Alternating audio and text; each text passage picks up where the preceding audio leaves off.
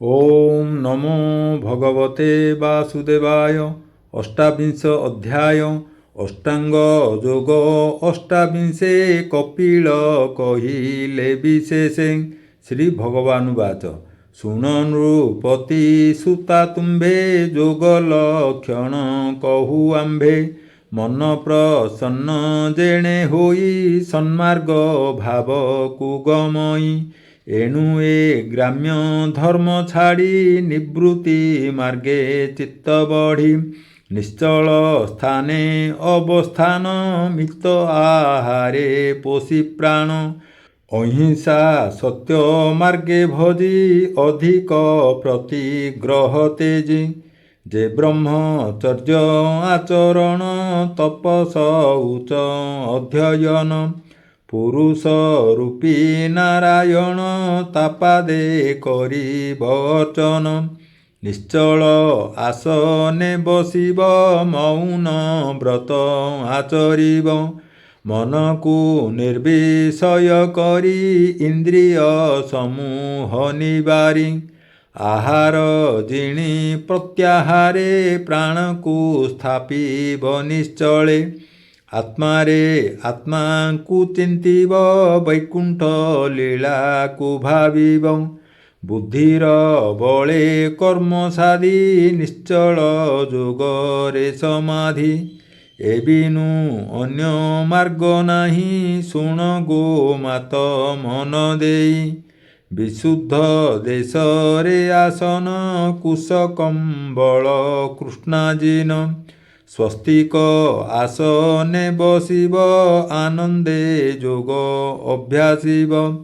जे प्राणायामर विवेक पूरक कुंभ करे चक। ए मार्गे प्राण को शोधिब निश्चल चित्तरे चिंतिब। जेमंते वायु अग्नि लागी लोह दगधे मल त्यागी। से रूपे प्राणायाम कले आत्मा निर्मल हुए भले। समस्त दोष एणे हरे जेबा पातक पूर्वा परे। प्रत्याहारर बळे मन ध्यान रे जीर्ण हि त्रिगुण। मन निर्मल जेते बेले जोग को साधिब निश्चले। कला काष्ठा बा दंडे क्षणे नासिका अग्र दर्शने। ध्याने चिंतिब भगवान अनादि परम कारण। श्याम सुंदर कलेवर वचन अमृत मधुर। सुंदर प्रसन्न बदन पद्मर प्राये जानयन। जे शंख चक्र गदाधर पद्म विराजे भुजे तार।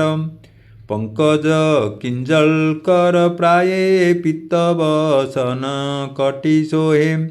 श्रीवत्स चिन्ह बक्षस्थले किबा उपमा देवा भले। मुकुता चाप सरी सोहे कंठे कौस्तुभ मणि मोहे।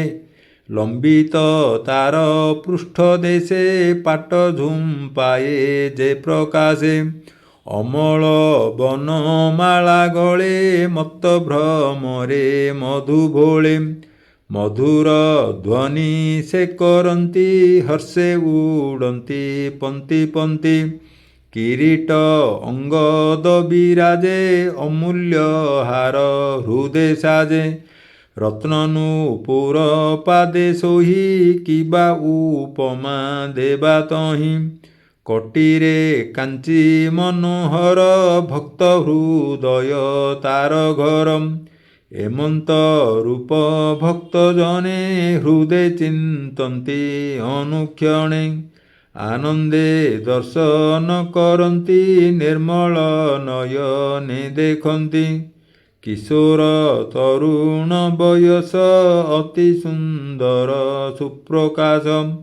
सर्वलोकंक नमस्कृत अव्यय सुशांत महत।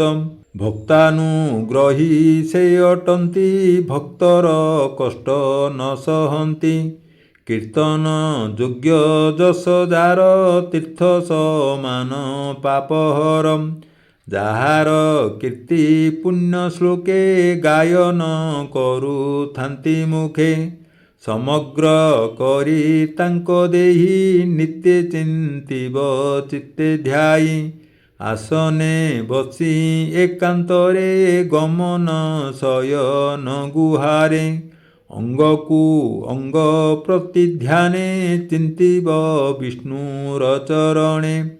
ଧ୍ୱଜ ଅଙ୍କୁଶ ବଜ୍ର ଚିହ୍ନ ପଦ୍ମ ସହିତେ ଯେ ଲାଞ୍ଛନମ୍। ତୁଙ୍ଗ ସୁରଙ୍ଗ ପାଦ ଦୁଇ ନଖ ଚନ୍ଦ୍ରିକା ବିରାଜଇ।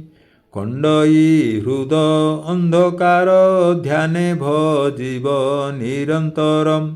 ଜାପାଦୋଦକ ଗଙ୍ଗା ନୀର ଶିରରେ ବହିଛନ୍ତି ହରମ୍। ଯେନିରେ ବ୍ରହ୍ମାଣ୍ଡ ମଧ୍ୟରେ ସ୍ନାନେ ତରନ୍ତି ସୁରନରେ।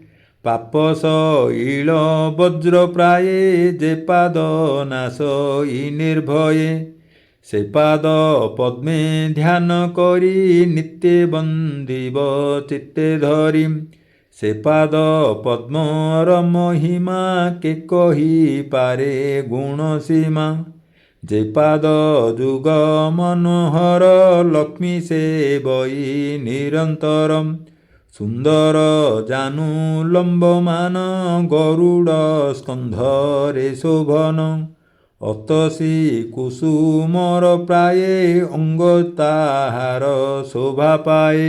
ତଡ଼ିତ ଜିଣି ପୀତାମ୍ବର କାଞ୍ଚି ନିତମ୍ବେ ମନୋହରଂ।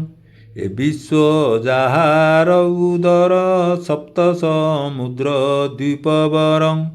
ଜାନାଭି ପଦ୍ମୁ ବ୍ରହ୍ମାଜାତ ଅଖିଳ ବ୍ରହ୍ମାଣ୍ଡର ନାଥ। ଏମନ୍ତ ଭାବେ ଏହା ଚିନ୍ତି ଅପରେ ହୃଦୟ ଆକୃତି।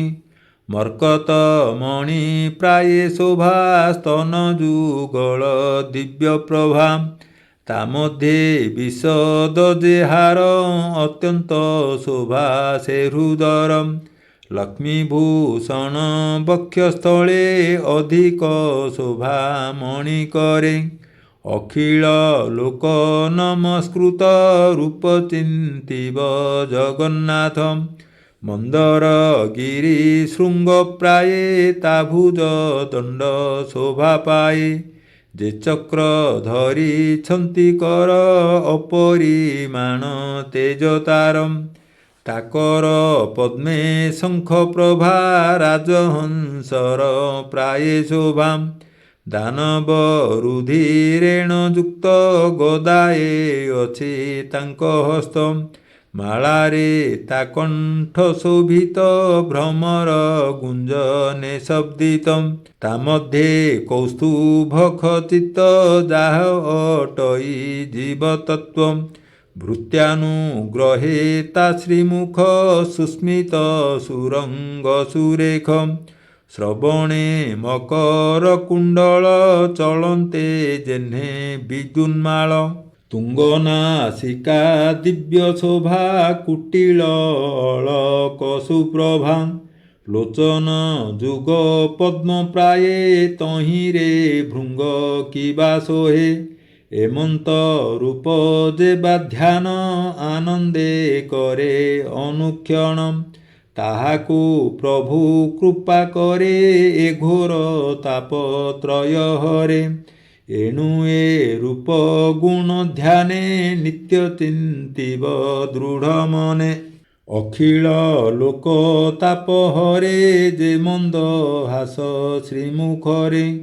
ମକର ଧ୍ୱଜ ଚାପ ପ୍ରାୟେ ଭ୍ରୁଭଙ୍ଗ ଯୁଗ ତାର ଶୋହେ। କଟାକ୍ଷ ସରପନ୍ତି ହୋଇ ମୁନିଜନଙ୍କ ମନ ମୋହି। ଏଣେ ମୋହିତ ମୁନିଜନେ ଧ୍ୟାନ କରନ୍ତି ଅନୁକ୍ଷଣେ। ତାହାର ଉଚ୍ଚ ହାସ୍ୟ ଧ୍ୟାନ ଅରୁଣ ବର୍ଣ୍ଣ ଓଷ୍ଠମାନ। କୁନ୍ଦ କଢ଼ିର ପ୍ରାୟ ହୋଇ ଦନ୍ତ ପଙ୍କ୍ତି ଯେ ବିରାଜଇ ପ୍ରେମାନୁବନ୍ଧେ ଏହା ଚିନ୍ତି ସେ ଅନ୍ୟ କିଛି ନ ବାଞ୍ଛନ୍ତି ଏରୂପ ଧ୍ୟାନ ଯୋଗ ଭାବେ ଭକ୍ତ ହୃଦୟ ଯହୁଁ ଦ୍ରବେ ଉତ୍କଣ୍ଠା ଅଶ୍ରୁ ପୁନଃ ପୁନଃ ପୁଲକ ହୋଏ ତନୁଲୋମ ଆନନ୍ଦ ସାଗରେ ବୁଡ଼ଇ ଆଉ ବା ଧ୍ୟାନ ତାର କାହିଁ ଏରୂପେ ନିର୍ବିଷୟ ହୋଇ ନିଷ୍କାମ ମାର୍ଗେ ଯୋଗଧ୍ୟାୟୀ ପରମାନନ୍ଦ ରୂପ ଚିନ୍ତି ବ୍ରହ୍ମ ନିର୍ବାଣ ସେ ଲଭନ୍ତି ଜ୍ୟୋତି ସ୍ୱରୂପେ ଆତ୍ମା ଏକ ସର୍ବତ୍ର ଦେଖଇ ପ୍ରତ୍ୟକ୍ଷ ଗୁଣ ପ୍ରବାହକୁ ଜାଣଇ ଅଗମ୍ୟ ଦିବ୍ୟ ସ୍ଥାନ ପାଇ ଏରୂପେ ଭକ୍ତି ଯୋଗ ସାଧି ତରଇ ସଂସାର ଜଳଧି ନ ଜାଣେ ସୁଖ ଦୁଃଖ ଭାବ ଜନ୍ମ ମୃତ୍ୟୁର ପରାଭବ ମଦିରା ପାନେ ଭୋଳ ହୋଇ ଯେହ୍ନେ ବି ବସ୍ତ୍ର ନ ଜାଣଇ ସେରୂପେ ତାର ଦେହ ବୃତ୍ତି ଅଜ୍ଞାନେ କିଛି ନ ଜାଣନ୍ତି ଏ ଦେହ କର୍ମ ବଶ ହୋଇ ସର୍ବସଂକଳ୍ପ କରୁଥାଇ ଯାବତ ଯୋଗ ସିଦ୍ଧି ନୋହି ତାବତ ବିଷୟେ ଭ୍ରମଇ ପୁତ୍ର କଳତ୍ର ଗୃହ ଧନ ସ୍ନେହ ବନ୍ଧନ ପ୍ରାଣୀ ମନ ସ୍ୱପ୍ନର ପ୍ରାୟ ତାହା ମଣି ପୁରୁଷ ନମ ଜୟୀ ପୁଣି ଅତି ସ୍ନେହରେ ପୁତ୍ର ବିତ୍ତ ଆତ୍ମସ୍ୱରୂପେ ହିଁ କଳ୍ପିତ ସ୍ୱଭାବେ ବିଭିନ୍ନ ଅଟଇ ସେ ରୂପେ ଦେହେ ଆତ୍ମା ହୋଇ ଯେମନ୍ତେ ଅଗ୍ନି ଧୂମ ବଳେ କେତେ ନଦୀ ସେ ନିର୍ମଳେ ସେ ରୂପେ ବିଷୟାରେ ପ୍ରାଣୀ କେବେ ଆତ୍ମା କୁ ନ ଚିହ୍ନେ କାଷ୍ଠରୁ ଧୂମ ଅଗ୍ନି ଜାତ ସେ କାଷ୍ଠ ଦହଇ ଯେମନ୍ତ ଅଜ୍ଞାନୁ ଜ୍ଞାନ ଜାତ ହୋଇ ବିଷୟ ବାସନା ଦହଇ ଭୂତ ଇନ୍ଦ୍ରିୟ ଗଣ ଯେତେ ପ୍ରଧାନ ପୁରୁଷ ସହିତେ ଏକୁ ଅନେକ ରୂପ ହୋଇ ବ୍ରହ୍ମାଣ୍ଡେ ଲୀଳା ସେ କରଇ ଏମନ୍ତ ଭାବେ ବ୍ରହ୍ମଜ୍ଞାନ ପ୍ରାଣୀ ଚିନ୍ତନ୍ତି ଅନୁକ୍ଷଣ ଏ ସର୍ବଭୂତ ତାର ଦେହି ସେ ସର୍ବଭୂତ ମଧ୍ୟେ ଥାଇ ଏମନ୍ତ ଭାବେ ସର୍ବଭୂତେ ଅନ୍ୟନ୍ୟେ ଦେଖିବ ନିରତେ ସେ ଜ୍ୟୋତିର୍ମୟ ଆତ୍ମଜୋନି ଗୁଣ ପ୍ରବାହ ଭେଦ ଘେନି ଆଭାସେ ଯଥା ଭିନ୍ନେ ଭିନ୍ନେ ଆଧାର ଭେଦେ ଅଗ୍ନି ଯେହ୍ନେ ସତ ଅସତ ଆତ୍ମା ସେହି ତା ବିନୁ ଅନ୍ୟ ନାହିଁ କେହି ପରମ ଭକ୍ତି ଭାବ ଏହି ଏ ଭାବେ ଚିନ୍ତ ମନ ଦେଇ ତେବେ ଏ ସଂସାରୁ ତରିବ ଶ୍ରୀକୃଷ୍ଣ ଚରଣ ଲଭିବ ଭୂମାତ ସାଧ ଏହି ଯୋଗ ହେଳେ ତରିବ ଘୋର ଦୁର୍ଗମ ଏଣୁ ସଂସାରୁ ତରି ଯିବ ନାହିଁ ଯାତନା ପରାଭବ କହଇ ବିପ୍ର ଜଗନ୍ନାଥ ସୁଜନେ ଚିନ୍ତ ଏହି ପଥମ୍ ଇତି ଶ୍ରୀମଦ୍ଭାଗବତେ ମହାପୁରାଣେ ପାରମହଂସ୍ୟାଂ ସଂହିତାୟାଂ ତୃତୀୟ ସ୍କନ୍ଧେ କପିଳ ଦେବହୂତି ସମ୍ବାଦେ ସାଧନାନୁଷ୍ଠାନ ଯୋଗ କଥନମ୍ ନାମ ଅଷ୍ଟାବିଂଶୋऽଧ୍ୟାୟः ଶ୍ରୀକୃଷ୍ଣଂ ସମର୍ପଣମस्तु। ଓಂ ନମୋ ଭଗବତେ ବାସୁଦେବାୟ।